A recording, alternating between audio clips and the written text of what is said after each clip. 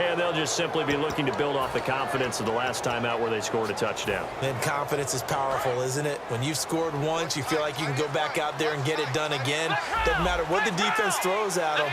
They feel like they're in a groove right now, and they want to get out there and show it. Yeah, hoping to stay in that groove here this go-around. It's a 7-yard carry to set them up with a 2nd and 3. That was a good forceful run, and it demonstrates why you've got to put your body on a runner when you're trying to tackle him. If you just go in there and just try and get him down with arm tackles, it usually doesn't work very well, and we saw in that play, he'll run right through those attempted plays. Let's go! Grand 38! Ohio!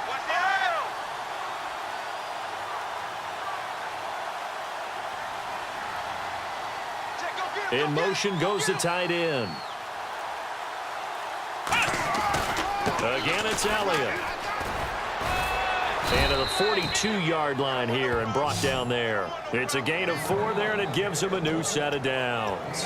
So many teams want to throw the ball in this situation nowadays, but I love watching a team that has enough confidence to go ahead and run the football in that situation.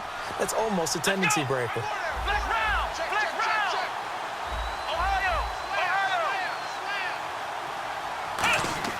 Now Prescott. He's going to fire one deep over the middle. And it pops free. The collision there jarred the ball loose and brings up 2nd down.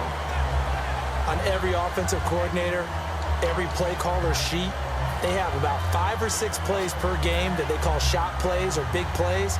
And you don't get many opportunities to dial them up. And they just did. And they drop it with a great chance to make a big play. That's going to hurt.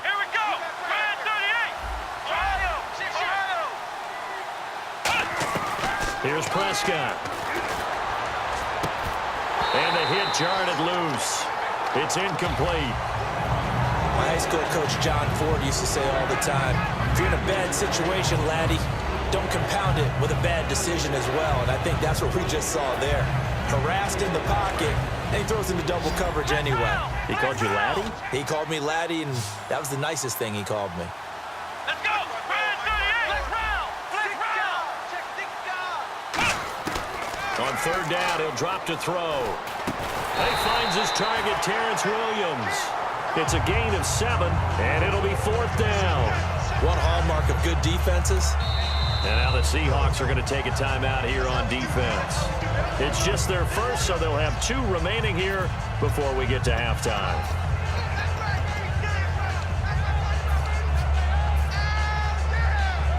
The offense is not leaving the field. They're going to stay out and go for it on 4th and 3.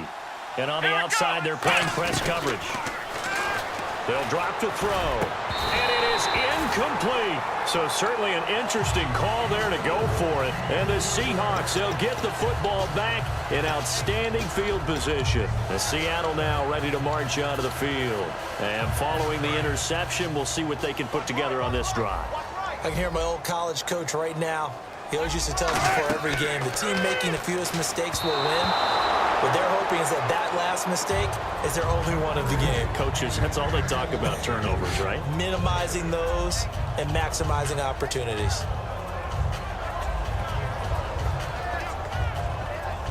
So the incomplete pass brings up 2nd down. 2nd and 10. It's Wilson again. And Graham's got it over the middle. Give him 12 yards on that one. It earns him a fresh set of downs. Obviously, this has not been a banner game throwing the football. So what you got to do, you got to kind of down focus, don't you think? Find the tight end, take some easier completions. The interception last drive. There he hits the reliable target. Baldwin with it over the middle. And he's going to be out of bounds down to the 25. I don't care how many times you tell the story, it never loses its luster for me. Doug Baldwin, undrafted out of Stanford, and plays like a #1 receiver should in the NFL. I don't care how you cover him. I don't care that his size isn't great. He's the one that typically comes up with the football. Absolutely. His roots go all the way back to Gulf Breeze, Florida, where he's from, right on the water near Pensacola, and then, of course, to Stanford, and, boy, he's been good. And they still need 8 yards for the first here on 2nd down. Now Wilson on 2nd down. And incomplete there. nice hit, jars the ball free, and brings up third down. After all the preparation, all the practice, a play like that will absolutely break your heart. They had everything they wanted, just unable to complete it. In the end zone, a big-time drop. On third down, Wilson. He's got Curse. Now hold everything here. We're going to get a timeout by the offense. So that means they're down to one remaining here as we head toward halftime. And here comes play number 6 on this drive. Out of the gun, here's Wilson. Wilson hit, it's loose, it's out, fumble. It's picked up by the Cowboys. And this one will be brought back to the 22. Now here come the Cowboys. And with time quickly fading here in the second quarter, not sure how aggressively, offensively they want to play this. I think we'll find out just how much they trust their guys in this situation if they decide to take a shot. He's going to loft one deep over the middle. He couldn't quite hold it. Got hit. Ball pops out. Incomplete. Well, they went for the big play there, but that drop could really hurt their momentum. Now Prescott. Certain pressure from his right, and he goes down hard, flat on his back. First half in the books. You're watching the NFL on EA Sports. Okay, Larry, thank you, and we welcome everyone back for quarter number 3. So both teams have their marching orders, and we'll get going again here in quarter number 3. And a fair catch signaled for and taken successfully. The Seahawks offense now, they get set to go back to work. They come out here with a 0 on the scoreboard. What was said in that locker room? That's what I want to know. I would love to have been in there because we often have the feeling that there's a lot of shouting, screaming, people upset. But typically, halftime locker rooms are a lot more clinical than that. And in this case, are they upset that the plays weren't working? And now off to the races, down the right side. And all the way in, touchdown Seattle. C.J. Spiller, 75 yards. And the Seahawks have made this a one-score game. And with his speed, if he just finds the slightest crease, he can take it the distance like he did there. How about the leverage up front? Offensive line out-leveraging the defensive front to create that space, that crease that he was looking for. And once he hits open field, he's going to be very difficult to catch and corral. Hauschka now to send this one away following the score. Now it's Lucky Whitehead on the return. And they're going to start this drive in pretty good shape as they get it up past the 30. A look at the offense now here, coming back out on the road for their first possession of the second half.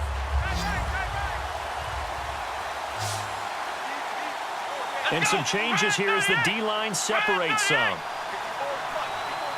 And they'll bring the big tight end across the formation left. They start on the ground with Elliott. And he'll be limited to a short gain up to about the 34-yard line. 2 yards on the pickup there. It'll be 2nd and 8. That's a good play by the guys on the defensive side of the ball. Held them to a gain of 2. And that changes the playbook a little bit now for the guy calling plays. 2nd and 8. Now he's got to probably think about going to the air instead of maybe staying with the ground game. And the play clock's running down. 10th carry now for Elliott. They find some open field here. And he's got it up over the 40 to the 41. It's a gain of 6, moves him to a manageable 3rd and 2 situation. In my book, that's running the ball well, but with intelligence. How about him keeping the clock moving, staying in bounds? Yeah, even though it's the third quarter, you're thinking ahead, aren't you? This is where your running game can really help you with a lead in the second half. I agree totally. It's not just... Now with just 1 second showing on the play clock, we're going to get a timeout. It's just their first, so 2 remaining as they burn one here in this third quarter. Offense coming up, needing 2 yards on third down. One man in the backfield, Elliott.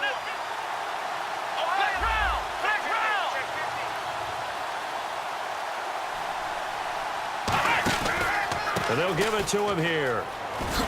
And he brings this up to the 46. Good enough for the first. It'll go as a gain of 6 that time, and it moves the chains as well. I don't know about you, but that almost felt like old-time football there. 3rd and 2 is not necessarily just a running down anymore. A lot of times they want to throw the ball. They went back to the roots and powered forward and got the first down. A first down carry by Elliott. And he takes it across midfield to the 45. Give him 9 on the carry that time, and they're set up with a 2nd and 1. Some runs are blocked so well, you almost forget that someone has to carry the ball to gain the yardage. The leverage by the offensive line to create space up front, really well done.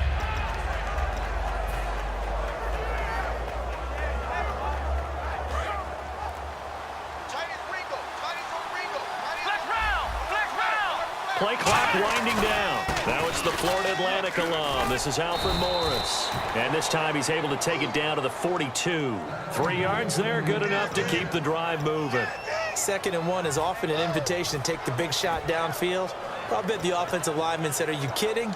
We just get on our backs and let's go get the first down." They love being physical. And a new set of downs here after picking up the first on the ground.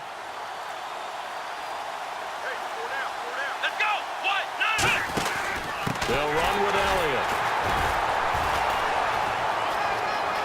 Ezekiel Elliott gonna take it the distance. Touchdown, Cowboys. Ezekiel Elliott, 41 yards. And the Cowboys will add on to their lead. He keeps carrying the ball into the end zone, and in this one, he's sort of carrying the team on his back.